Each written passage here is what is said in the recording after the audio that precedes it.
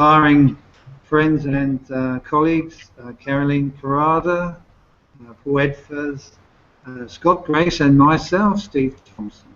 And we're here to discuss the IBIZA Light Festival and to ask the wonderful messengers who actually teach us what they bring to the festival and how they see themselves fitting in with everyone in the festival, and their inspirations, how they found the course, and just generally a chit chat about their spiritual background and where they see things going from here. So, welcome everyone. Hi. Let's start with you, Scott, first.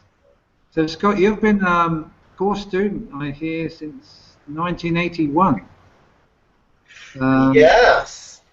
Can you tell us a bit about your background with the course and where it is this present day? Sure.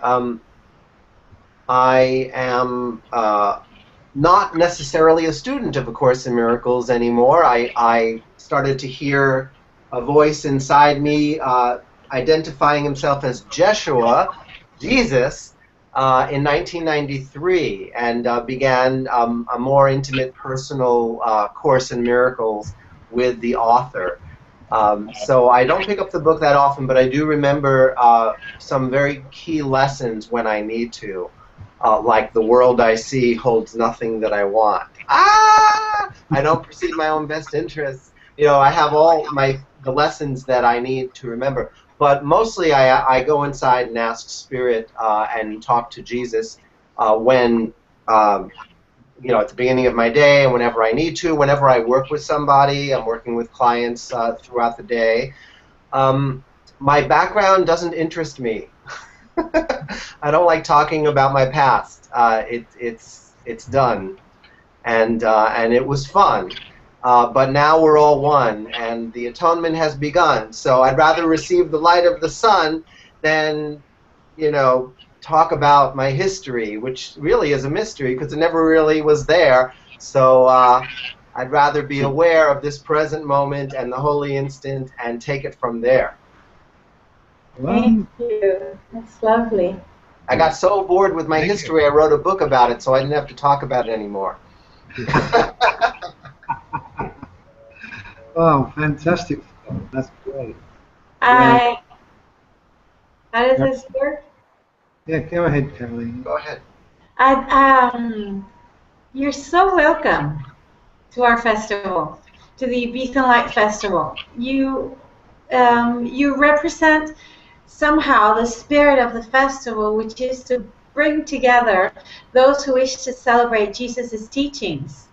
And I think you're like the great, I don't know how you say this in English, juglar, the great player. You know, these guys that they had back in the olden times, and they would sing around and make everybody laugh and enjoy. And that's how I see you. That's how Steve saw you too. So we're really happy because I think the word is troubadour. Yes. Yes, that's the word. You are, you know, for us, at least for me, as we go through the different teachers, I can see that each one represents a different style of celebrating Jesus' teachings. And you're the troubadour, and I'm the dancer I dance my prayers, and Paul over there, I think he might just be the puppeteer. I don't know. He's going to have to tell us in a little while. And then we've got, earlier on, I was talking to Manuel Guadalupe from the Canary Islands. He couldn't be with us today, but he will be in September, joining us in a Google Hangout. And we call him the guru of the course. So we're going to be introducing a little bit of each one of us, how we feel the course and Jesus' teachings. So thank you so much for taking that risk to just sing Jesus' teachings. Mm-hmm. Beautiful. Thank you. And Paul, perhaps you'd like to tell us a little bit about yourself, Paul, and your tiny background. we don't want to know much about your history because as Scott says it's all in the past and we don't want to. Repeat the question. How I got in the course? Or? Well, just give us a little bit of your background, Paul, of your spiritual background, and not too much. A little bit about when you found it, how you found it, and then if you to the present moment and where you are at the moment. Sure. I want to start by saying I'm happy with what Scott just said about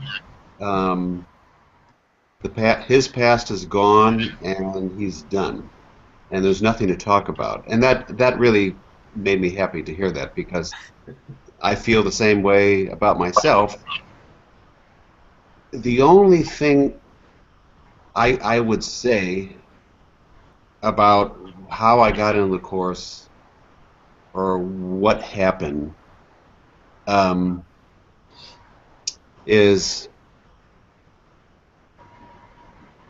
I was really devastated, and I was suicidal. I was what you call a teenage suicide addict. I never tried to commit suicide, but it was on my mind constantly. And also I was manic depressive. And so all of these things together were horrendous. And there's a reason why I'm sharing this story, because I'll get to a point. At some particular point, I truly got on my knees and asked for help, because I knew that suicide wouldn't be the solution. And in the moment I got on my knees, everything began to change, and I did receive the help, and I did receive the course, and I did experience an incredible miracle and a transformation that would heal the manic depression, or I won't even say heal it. It was gone. It was just done, and everything turned around from that moment. And from that moment on, my life has been in just an incredible adventure. And just like Scott, I didn't really want to share that, because it's like it's gone. It's not me anymore. It's just so done. But there is one particular point of value I want to share, and that is sometimes I hear individuals say, well, in order to get to God or truth or the Course in Miracles, you need to undergo a devastation. And if I could stand up and be in front of the whole world, the first thing I would say is, that's not true. That was my experience, but so what? The happy news I would love to tell everyone, and also for the IBIZA Enlight Festival, is that this is a new time and place that we're in, and the frequency around the planet has changed so dramatically that it isn't necessary to go through a devastation to come to know the truth. All that's necessary is you have a moment where you realize, aha, wow, I want this. This is reasonable. I want to discover who I am. Wow, help. And then all the help in the universe is there, and there's no need to go through a intense, painful process. And I love communicating that, because many people get a little afraid of the Course, because they think they have to go through some sacrifice or something. And I'm happy to say, no, it is not necessary. And that's a joyful thing that I wanted to share, and my story was my story, and it's done. And so from that moment on, yeah, that's my life has been a continuing contact with the divine and with Jesus Christ on a level that's it's joyful, and that's all I want to say. I don't know what else to say. Okay, you pull that. I think that was just great. Brilliant. It's glad it came from your heart, and that's the main thing. Oh, what about you, Carolina? What's a little bit about Yes. So we're joined in a big smile that Jesus has for us. This is how I feel. A huge smile to see that we're together. We're in different continents, different countries. You know, England, Steve, and Scott and Paul are in the United States, and I'm from Venezuela. And we each represent a different aspect of the joined mind, a different aspect of God joining for greater purpose, which is celebration. Celebration, open-mindedness, and the release of judgment. I'm very interested in the release of judgment. That's basically what my work is based on. I'm based on the release of judgment. The release of judgment around the gender, around the form, around the countries, around the parent differences. So my heart can easily recognize the similarity amongst us, and I can see the smile in each one of us, and that's similar. So it's a beginning. It's a really powerful beginning. I'm happy. I'm really happy. And I'm so happy to be here with all you guys, representing the gender. We couldn't get out of today. No girls were available for us for the Google Hangout, but I'm quite happy to be an honorable representation for all of them. Maria, Paul's companion, is working, and we were hoping to have her on, but she couldn't make it today. And so the rest of the girls were also very busy. It's August, everyone's on vacation, and that's just perfect. It's just wonderful too. So I'm looking forward to the celebrating and the dancing and the calling forth of Jesus' message through all of us.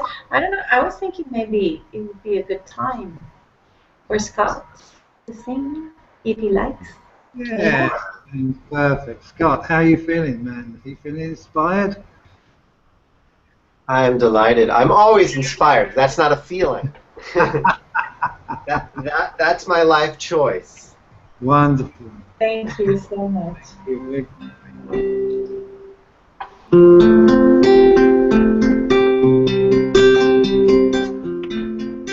We're here with Scott. We're here with Paul. We're here with Carolina, Steve, and you all. And yes, we're gonna have quite a ball all over the world. The world is over. It's come to an end. The separation has mended, and all illusions are dust, dissolved by choosing to trust, dissolved by the willingness in us.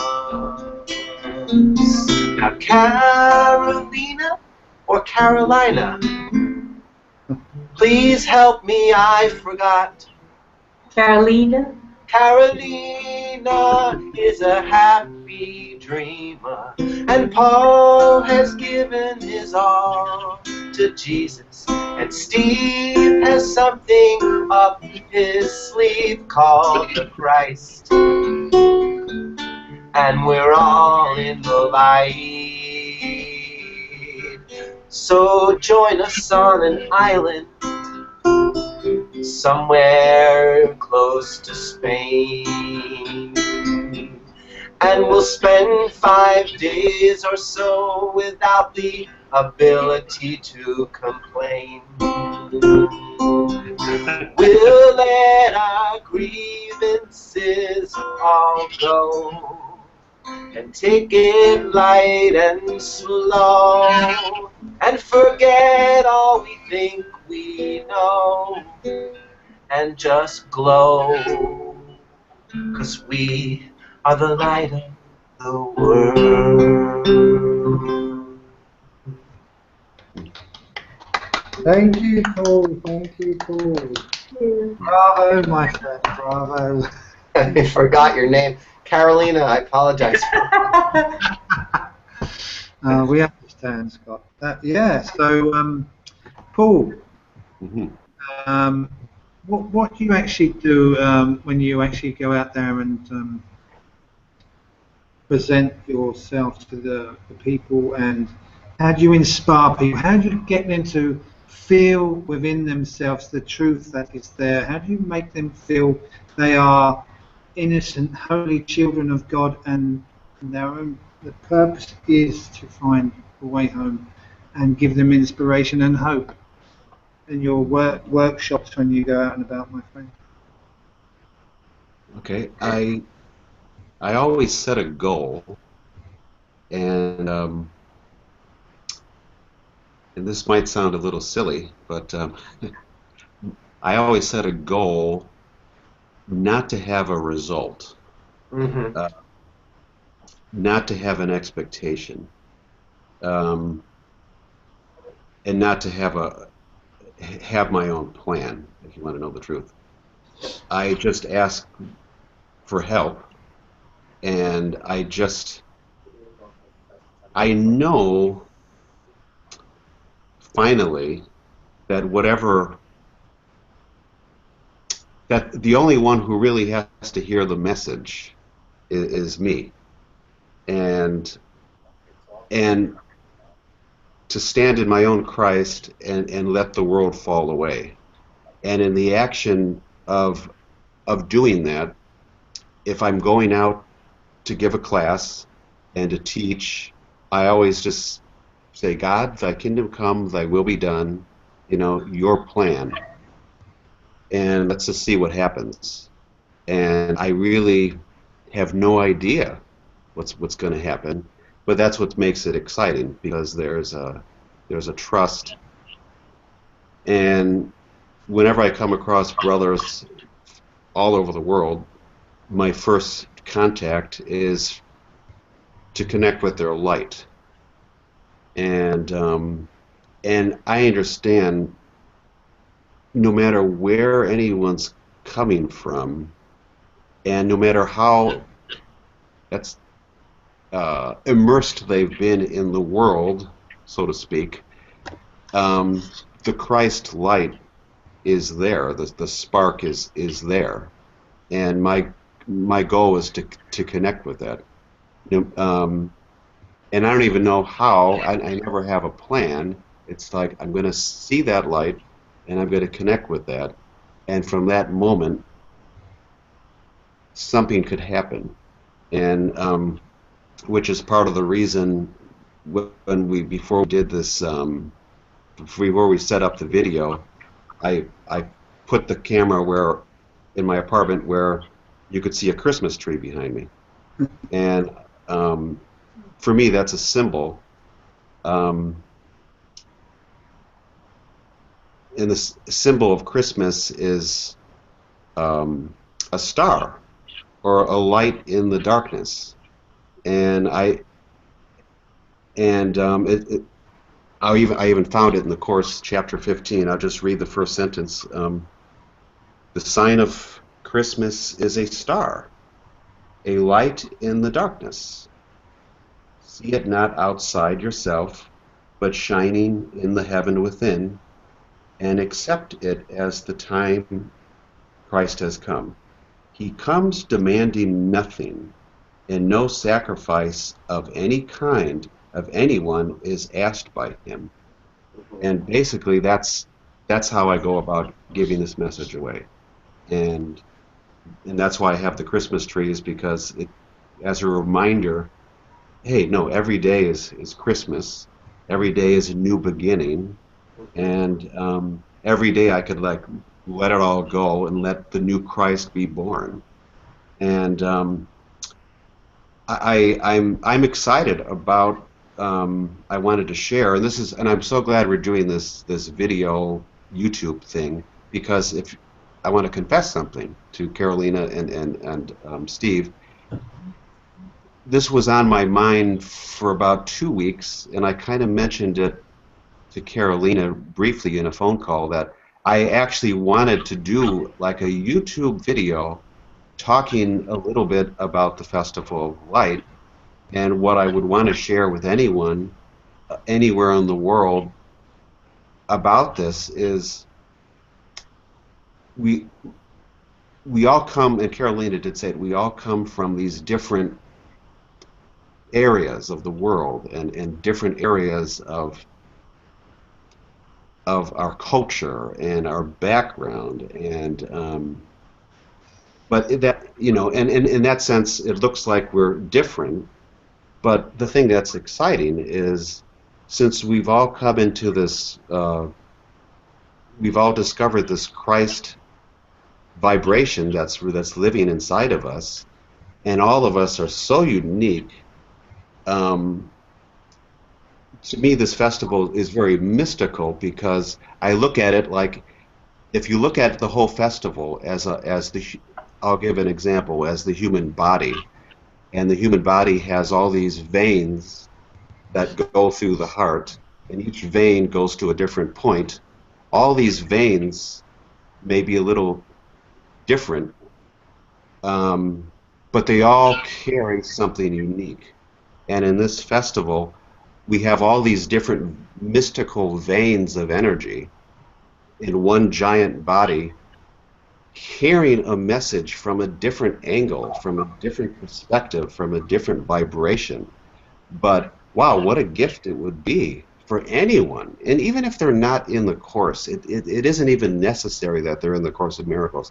Just that they have a genuine curiosity for the truth and the presence of the divine, just to step into it and come as you are, and just let it be, and have all these mystical veins of vibration. Let them communicate to you, and maybe some vibrations hit you from one point, and another vibrations hit you at another point. In some vibrations you connect to, in some vibrations you might not connect to, but it all doesn't matter. You just come as you are, you let everything be, and you just, with your own open-mindedness and non-judgment, just, hey, wow, I'm here to just let the message of the Christ be communicated. Wow. And that's why I love this this IBIZA Enlightened Festival, because it's a mystical embodiment of veins of energy just coming together, and the more you could include in, the better. You know, I love it. So that's why I want to do everything I can to not only support all my brothers and teachers that are there, but to give myself totally, because we're in a new time that we're in. This is like a new continuum where the awakening is happening faster and faster, and the end of pain, sickness, disease, and death, and all these old ideas can now be forgiven, and wonderful. And that's what I feel this is about, and this is where I come, and this is where I give my message. So thank you so much, Paul. You know, you were talking, and I have a text here that actually, for me, has to do with our setting the goal together and what the festival is all about. And I'll just read it to you, and it says, "And take your brother's hand to walk together along a road far more familiar that you now believe." And it hit me in my heart just beautifully, because we might think, You know, we're coming together, and there's people coming from different countries, and some teachers we've seen each other personally, and others we haven't. Like Scott, I don't think any of us have met Scott personally, but there is a sense of closeness and brotherhood and joining, and it goes far beyond the ideas that we might have of our coming together. For me, the IBIZA ENLIGHT Festival is an invitation to hold hands with your brother and let the Holy Spirit and Jesus guide us through a road that we think we've never been on. But once we're on it, we will know that it's familiar, and we'll just recognize it, because we've had an idea that is already gone, that says that we were parted and we were different and we had different genders and we lived in different countries. But I'm sure the moment we choose to join and discard these preconceived ideas of how our relationship is, then the truth will manifest itself, and you recognize family, brothers and sisters, and that's the road we thought we hadn't walked, but we had, and I'm happy. I'm really happy for that. Thank you so much. Yeah, and for me, you know, this festival is about bringing everyone and anyone from any place on this planet together in the love, in the joy, and the light. You see, there is no differences between any of us. We are all the one body of Christ, and we are here to celebrate this love and joy in God.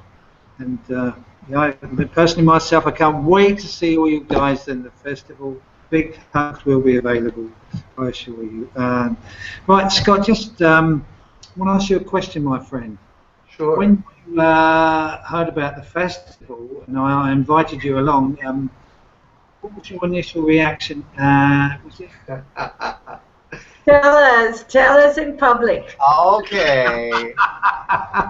I'm if I remember correctly, I discussed it with my wife, and when I was told that I would not be paid anything financially, and I discussed it with my wife, and we realized we would have to hire a babysitter. I would lose my coaching income for the week. We did the math and just felt like, you know, we're knee-deep in debt. It's just not practical. It's not realistic. We can't afford it. Sounds really great, but it's just, you know, like I had made an agreement that I wouldn't leave the house unless I'm bringing in income at this time. So I said no to Steve, and I apologized, but I said no. And then I don't know what it was. Steve, was it a week? 2 weeks? How long did it take? About 5 days. It was very fast. Okay, it was very fast. Yeah, I was sitting in meditation a few days later, and Jesus said, "You're supposed to be there, and you will be compensated in due time or whatever. Don't worry about it," and blah blah blah. And so I just called up Steve or emailed or whatever and said, "I've repented." Thank you, Jesus. Thank you, Jesus. Yeah, see, that's what happens when we get ourselves out of the way, because we don't know anything. Really... I used to do a lot more risk-taking, and when I became a dad, I don't know, I lost a certain level of being out of this world. And came more into the illusion. And so, you know, I haven't made a choice like this in a long time. And it feels pretty exhilarating. Wonderful. So I'm so happy that you've decided to take this venture with us into the island of IBIZA ENLIGHT Festival, because you know, we're all going to be repaid with so much love, so much joy, and joining with all our brothers and sisters. And none of us know what what's going to happen there, other than there's going to be happy, joyful, loving people there, willing to give themselves and willing to share the truth with all their brothers and sisters.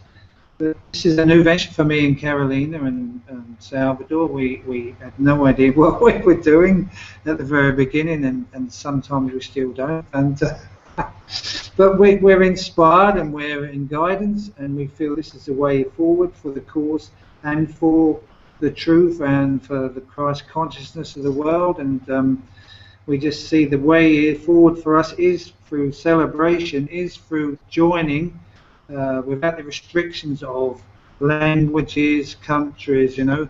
And you guys, to me, are the perfect guys to come along and spread that open-mindedness, that joy and inspiration that we all need in the world at this moment. And as you said, Paul, there is a newer, higher vibration happening now in consciousness. And I think now is the right time to just skyrocket God's love across the world, and this is the way we're going to do it. There is a desire happening, and we've been getting, both of us have requests from teachers. I think this week I've received about 5 or 6 teachers from different parts of the world wanting to come as teachers, asking, how do I get invited into that festival? And we're saying, oh gosh, thank you so much for asking. We've got 80 teachers. Wow, it's already a lot. We want to be open to as many teachers as we can, but we don't have the slots, you know. In the 6 days, we want all the teachers to have at least 3 opportunities to teach, you know, in a little talk, in a bigger format, for example, in a workshop format, and then maybe in a morning activity if they want to. And I can see and I can feel it in my heart, which that was the idea, because since we've started this festival with the funds to pay the teachers, but oh, we want the payment to be huge for all of us. Huge. We want you to be all over the world. We want as many people from different countries to discover you and invite you. And not only you, Scott, I mean me too, and Paul and Steve and everybody, you know. and I feel it, and I can feel from other teachers that this is how they are feeling. I received, for example, an email from a teacher in Mexico, and she said, I've been teaching the course for 22 years in this little town, and she gave me the name, I can't repeat the name, and I want to come as a teacher. And then another one said, I am also a teacher, and gave me all her information and her website. I had no idea. And there was one teacher in particular, and she will be on here. She wrote to us insistently. You know, she says, I need to be in this festival. I want to be in the festival. This was about a month and a half ago. Please include me. And I said, we don't have any more slots. And she said, okay, if I'm meant to be there, maybe one teacher will walk away from the festival for whatever reason, and bring me in. And about a week after she said that, one of our beloved teachers wrote to us and said, from Germany, and he said, I can't make it. And we said, okay, Sandy, you're in. And she said, I knew it. So it's been just so beautiful, because when you start a project that you've never done before, I think the doubt creeps in just for a little while and says, I wonder if people are going to want to come. I wonder if teachers are going to be interested. I wonder if it's going to be just us. And then we've got such a receptiveness from so many, and we are very grateful for that. Really grateful for that. Yeah. Yes. And when Scott said he had a change of heart and he'd been inspired and guided to come to the festival, I felt so overjoyed, because it's just a recognition that this is the way forward, this is going to happen, and we want to be a catalyst to bringing joy to the world, joy to everyone's heart, joy to the joining of the one love, of the one being that we are. And so, all these little miracles that happened along the way to this festival have been such a blessing and such a point of showing us that yes, we are in this together. This is the correct thing to do, and this is going to happen. And we're so grateful for that. So, Scott, what's a typical thing we can expect from you, my friend, when you go out and about and sing your way to people's hearts? What will we see from you? What will you give us? Overjoy us with your singing and praises. Well, my hope is that I get to open and maybe sometimes close people's teachings with a song that comes through me in the moment and summarizes and celebrates the essence of what was taught and shared. Also getting people singing together beautiful, simple songs with Course in Miracle lessons in harmony is one thing I would like to share. I also have this Course in Miracles comedy presentation that gets people laughing about all the serious stuff. But when I actually am doing teaching myself, I have been using the emotional freedom technique, which is sometimes called tapping or EFT, and I've been using it on clients and also in retreats. And I've been finding that as the Course in Miracle principles are combined with this modality, that people have very major emotional and physical healings. And I just did this in St. Louis for the Course in Miracles people out there. And the healings were one after another. It almost felt like a Course in Miracles revivalist meeting. Like, praise Jesus, I can walk, I can dance. I mean, these healings were so dramatic. And so when I teach, I'm going to be, I'm not going to be lecturing. I'm just going to be asking people to raise their hand, and if they need some support for something they're going through, the healing of a relationship, forgiveness, their back is hurting, whatever it is, I would use my gifts of channeling spirit through this EFT, and then ending with a channeled song, a song that comes through me in the moment that brings the message to the heart. And then everybody gets a healing from that. Even though I'm working with one person, the whole room feels it and participates in it.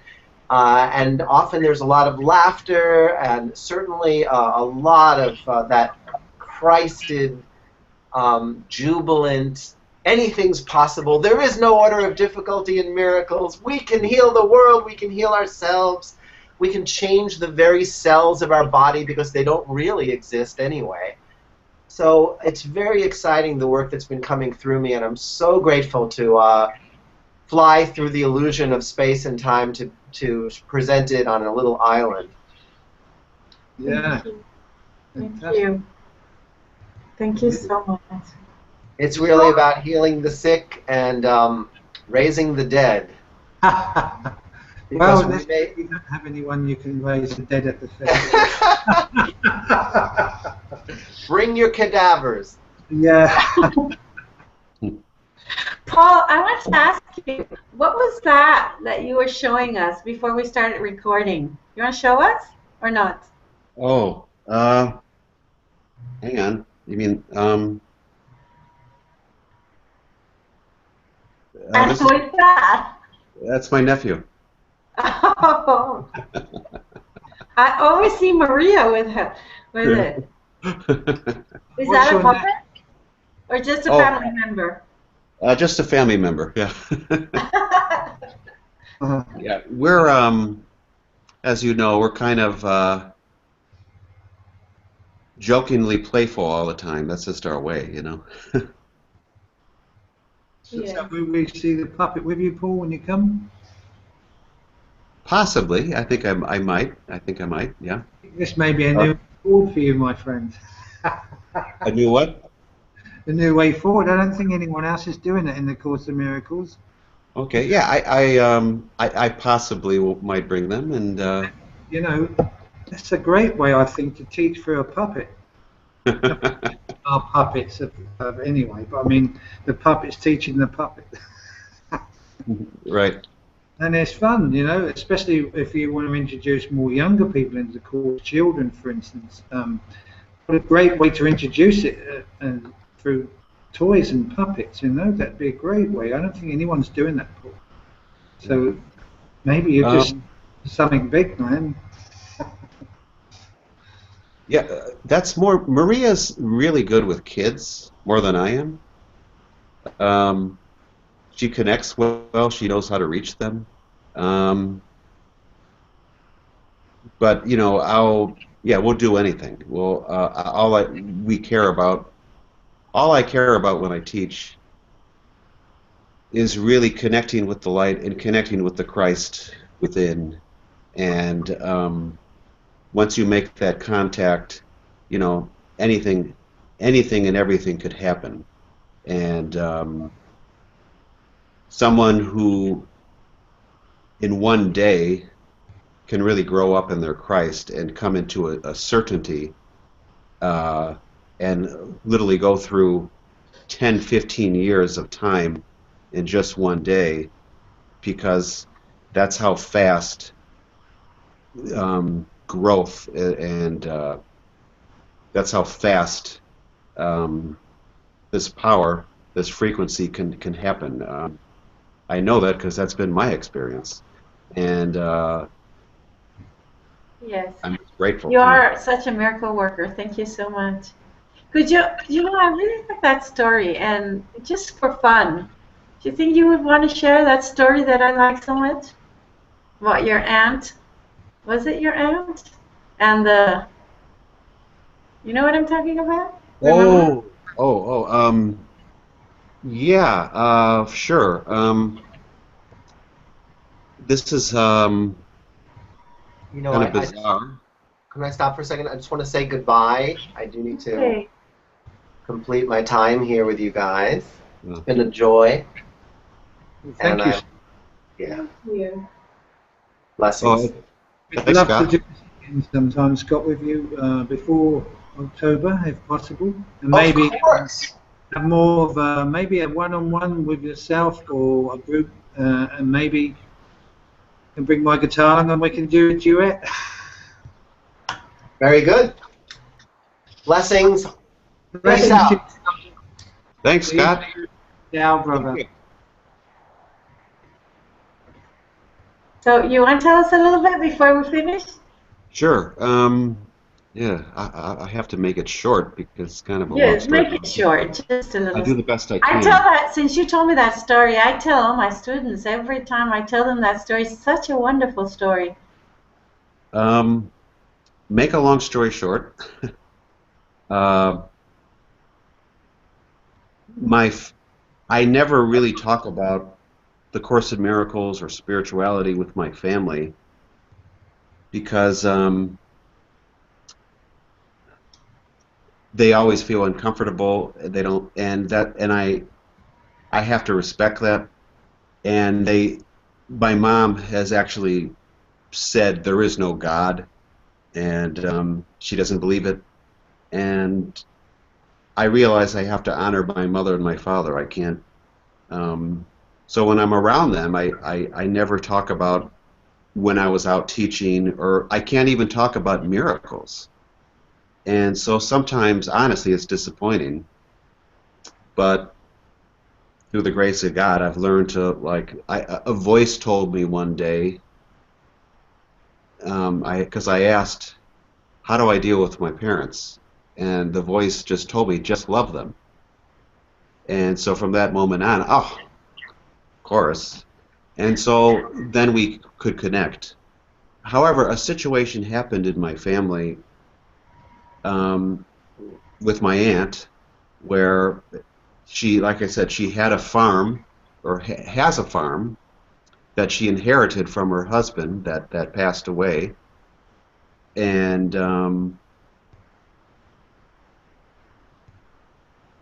in the will, it says it's her farm, and when she passes away, her niece because she doesn't have any children, her niece will inherit the farm. And it's a very, very big piece of property. It's an enormous. And my aunt lives off it, you know, is sustained by it. Well, make a long story short, my aunt, there's a small house on the property with someone living there, and their responsibility is they're not the farmer, they're just there to watch the property, and when the corn is harvested, they're supposed to keep an eye on the harvested corn until it's picked up. And it's the harvested corn is right next to the house in these two giant containers. So anyway, I have to tell you that to understand what's the story. Anyway, the niece, even though she gets the property after my aunt dies, because of her idea of entitlement, or I don't know, she literally set up a lawsuit to sue my aunt my aunt's not taking care of the property, and she's not taking care of that house, and she's suing her for negligence. And basically what that was all about was my aunt isn't dying fast enough for the niece, and she wants to have the property now. And so for my aunt, this was devastating. You know, she's 86 years old. She's in a wheelchair. She's done everything for her niece and thought she had a good relationship, and now her niece is suing her. So she was unbelievably upset. The whole family was upset. Nothing but anger and guilt and attack manifested from this. And then my mother, who's the power of attorney for my aunt, was handling the case. And so my mother was upset too. And then, you know, it's an accumulation effect. And with my mother being upset every day hearing about the lawsuit and talking to the lawyer and gathering data, she was just constantly upset. And then my dad was constantly upset because he's married to my mom, hearing the story. So every time I'd visit my parents, as soon as I walked in the door, I saw the look on their face. I knew what they were going to talk about, and I had to literally ask for help, you know, because I already know what's going on. I don't want to listen to it all over again. So I'd have the Holy Spirit, you know, help. And they would go on talking about it, but with distraught and anger and guilt and wanting to kill that niece, you know. And then the whole family, my cousins, everybody, my sister, we all hated the niece, you know. And this went on for 2 years. And every time I was with my parents, I knew, you know, I can't talk about spirituality. I have to respect them. And then one day, when I walked in the door, I asked for help. I asked for guidance. And I felt an energy that said it's okay to open up your mouth and ask to pray. It's okay to do that. And so I looked at my mother and my father, and I said to them, this is an impossible situation, right? And both my mom and my dad said, yeah. And I said, you guys, nothing could solve it, can you? And they both went. And then I said, is it okay to pray together to Jesus Christ? Is it okay with you guys if we do that? And they both said, and I was very surprised, they both said, yeah. So we prayed. And so the prayer to Jesus Christ was very simple. We said, Jesus Christ, you know, we're two more gathered in your name. We know you're here. We're in an impossible situation. We can't solve it.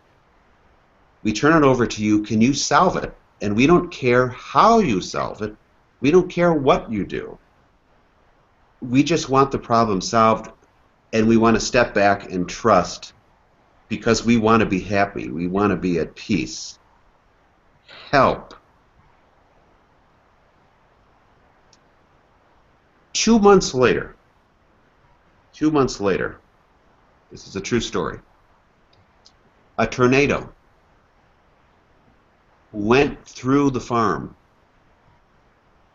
and it destroyed that house that was on the farm. And that house is what the niece was suing about, that my aunt wasn't taking care of it well enough. And the tornado destroyed it into oblivion. And just by coincidence, no one was there, no one was hurt, and not only was the house destroyed, but the 2 big containers that took care of the corn were destroyed. And the only reason that house was there in the first place was so someone could live on the property and look at the harvested corn, so no one steals it.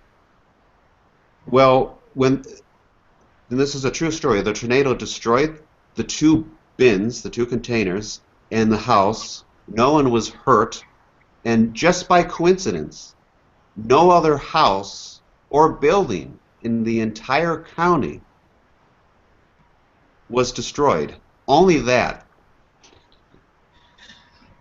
And literally, that solved the problem totally, because the case could never be brought to court now, because the judge looked at it and he said, well, there's no case here. He's suing her, the aunt's suing, or the niece is suing the aunt over a house. The house is destroyed. This is a done deal. There's no case. It's done. And not only did that solve the problem, but the person who was living there, who was supposed to watch the corn, he was not hurt. He found a new place to live immediately, a new job, and when the corn is harvested, it never really had to be there to begin with. It could have gone to any other place to be stored. So it solves the whole problem totally. Not only that, but my aunt, of course, collected the insurance money. And not only that, this is funny, this is the comedy of the whole story. In the newspaper of that town, on the front page of the newspaper, was a picture of that destroyed house. And it said underneath, tornado goes through, such and such county, but this was the only damage. And you just had to think that when the niece got the paper, she's looking at the paper, and she sees this, and it was like a complete setup, and so the problem was solved, 110%, done deal, problem solved. There's no lawsuit, and now my aunt could sleep at night and rest. And the only thing that's changed is she's no longer in a relationship with her niece. She'll eventually someday have to forgive, that. But who would have thought, all we did in our prayer was we didn't care what the solution was. We didn't want to control the solution. We just wanted Jesus' solution, no matter what. And you couldn't have planned this. This is the most bizarre miracle story I think I've heard in my life. And the thing that made it strange for me is it dealt with my family. And, I never thought in a million years I'd ever connect with my family or have a connection in this way. It's strange all the way around, but it worked. So, yeah. Thank you so much for praying for Jesus. Yeah. Thank you, Paul. That was a fantastic. Thank you so much. We hope we can join again with you. I love that story. I think that's a wonderful story. We've been invited by Jose Lorenzo to do a Google Hangout on a SIM Hangout on the 7th of September. If you want to jot that down, and maybe Maria and you can join us also. Okay. It's September a Saturday. 7th. Okay. Okay. We're gonna we'll see how many of the teachers can come and join. Okay. But we'll do this again soon, Paul. Yeah, and hopefully with Maria as well. Yeah. Okay. Thank you so much. Thank you. Can I say one more invitation? Sure. Yes. Like for everyone who's watching this, come as you are. You don't even have to be in the Course in Miracles. You just have to have a curiosity or a desire for the divine. It doesn't matter what your background is or where you're from or what you believe in. Sharing the miracle and stepping into the Christ mind is a shared, happy, joyful occurrence where everyone is welcome. And that's why I wanted to join in this endeavor or this operation or experience, because this is exactly what the open-mindedness and the gratitude is what I always look for, and this is what I want. So everyone's welcome. Come as you are. This is a circle that's expanding, and we're in a new place in time. This is a new continuum that everything is changing, and you could see it around the world. Everything is becoming exposed. People are, you're not just in politics and government, but everything's becoming exposed for the reason being so it could be undone. And an incredible undoing in this incredible frequency of the undoing of fear and guilt, so everyone on the planet could come to awaken into their Christ consciousness. That's what this is happening in this new place and time. And wow, what a wonderful time to be in. This is unbelievable. I can't begin to tell you how excited I am about this time we're in. It's divine. Yes. Yeah. Thank you, God, that we are joined. And it is a blessing to be here on this planet right now at this moment, I believe.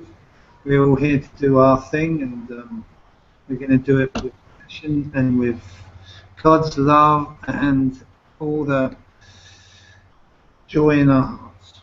So thank you once again, Paul. It's been a real pleasure, my friend, and I can't wait to see you at the festival and hug you. Big Love you a lot. Te amo. Te amo. And Con todo mi corazón, con todo mi mente, con todo mi foco fijo. Gracias. Thank you. Brother. We love you. We love you. Thank you so much. Thank you, everyone, for being here with us. Join us again on the next Google Hangout. Thank you. Thank you. Bye. God Bye-bye. bless you all. Ciao. Ciao. Bye.